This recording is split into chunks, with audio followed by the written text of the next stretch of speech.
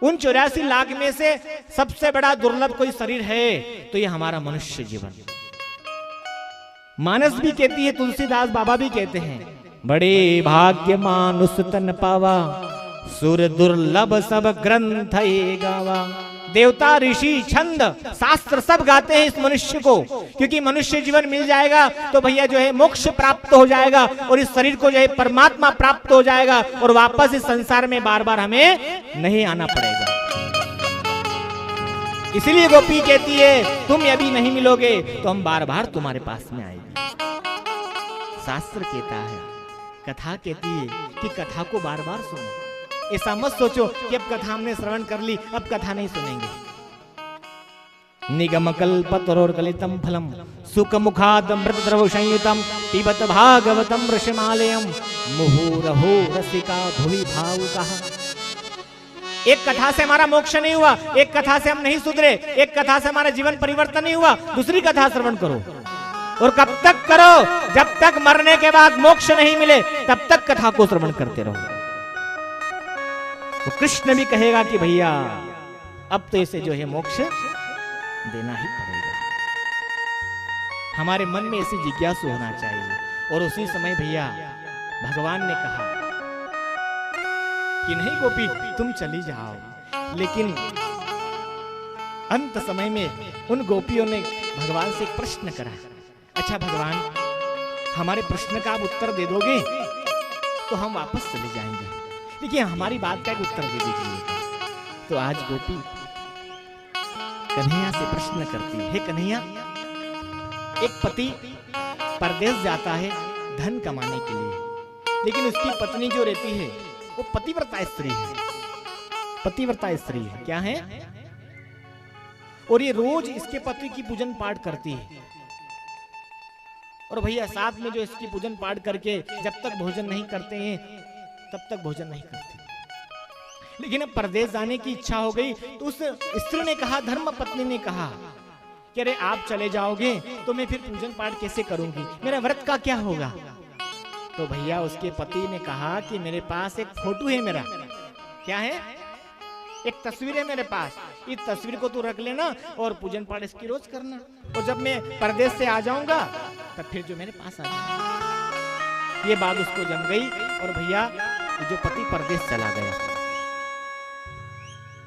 और परदेश जाने के बाद भैया ये स्त्री रोज अपने घर में तस्वीर को रख करके, फोटो को रख करके रोज उसकी पूजन पाठ करती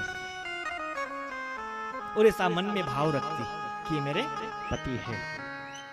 लेकिन एक दिन क्या हुआ कि घर में पूजन पाठ की तैयारी कर रही थी और तैयारी करते समय उस समय उसका पति परदेश से आ गया। दरवाजा लगा है, अंदर से दरवाजा लगा, और ये जो है स्त्री क्या कर रही, पूजन पाठ की थाली वगैरह सजा रही है उस फोटो की पूजन पाठ करने के लिए।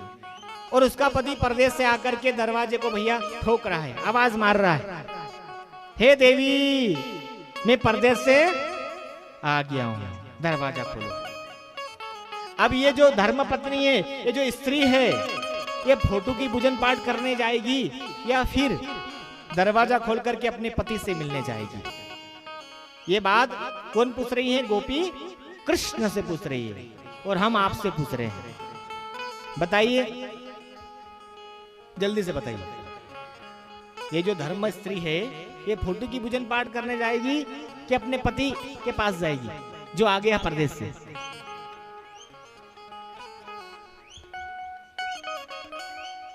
बोलो राधे राधे, जोर से बोलो। चलो आप नहीं बताओ तो फिर हम ही बताना पड़ेगा, क्योंकि आप लोग इसलिए नहीं बता रहे हो कि क्या मालूम गलत हो जाए और हमारी यही परीक्षा हो जाए। बोलो राधे राधे। और भैया जो है पति देव घर पे देख रहे हैं, चैनल पे, यूट्यूब पे चैनल चल रही है कथा, और आप लोग गलत बोल दोगे तो समझ जाएंगे वो भी। लेकिन ये बात जब गोपी ने कृष्ण से पूछा तो भगवान ने पता है क्या कहा? अरे गोपी, जब तक उसका पति नहीं था तब तक वो क्या कर रही थी? तस्वीर की पूजन पाठ कर रही थी। लेकिन आज तो जो है परदेश से साक्षात उसका पति आ गया है तो फोटो की पूजन पाठ नहीं करेगी, वो तो किसकी पूजन पाठ करेगी? साक्षात उसके पति की, उससे मिलने जाएगी। ये भैया जब उत्तर कृष्ण से मिल गया गोपी को, तो उसी समय गोपियां कहती है,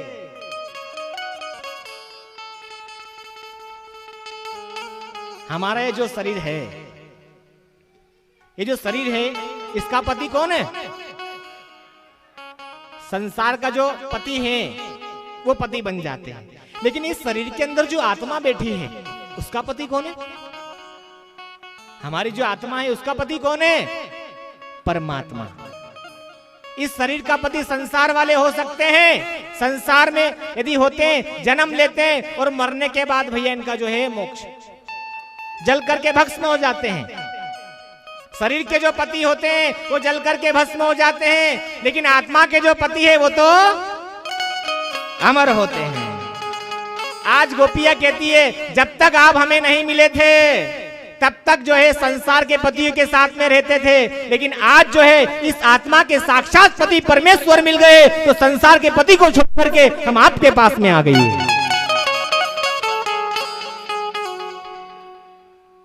और महाराज यही सत्य है। ऐसे वर को क्या वरूं जो मर जाए और वापस यहां से संसार से चला जाए। हम तो अमर को प्राप्त करेंगे जो अमर है भैया। और देखिए ये जो कथा जो चल रही है, ये स्त्री की बात नहीं है, आत्मा तो सबके पास में है, स्त्री के पास में भी और पुरुष के पास में भी है। वो वही जो हमारी आत्मा है भैया, उसके पति साक्षात यदि कोई होता है तो हमारा परमात्मा। और एक दिन कितने भी 84 लाख के चक्कर लगा लो, कितने भी सुख दुख के पास चले जाओ, कितना भी धन इकट्ठा कर लो, कितना भी प्रेम कर लो, कितना भी सुख प्राप्त कर लो, कितना भी भैया मान सम्मान प्राप्त कर लो, संसार के चक्कर लगाने के बाद वहीं आना पड़ेगा। इस आत्मा के साथ में कृष्ण से मिलना पड़ेगा। ये मनुष्य जीवन ऐसे ही नहीं मिला है हमारा कि भैया जो है चक्कर लगाते रहो। और जो चक्कर लगाएगा भैया तो फिर वही सुख और दुख चलता रहेगा जीवन में। धन कमाओ, फिर दुख मिले भैया, फिर शादी करो, फिर बच्चे करो, फिर बूढ़े हो जाओ, फिर मर जाओ।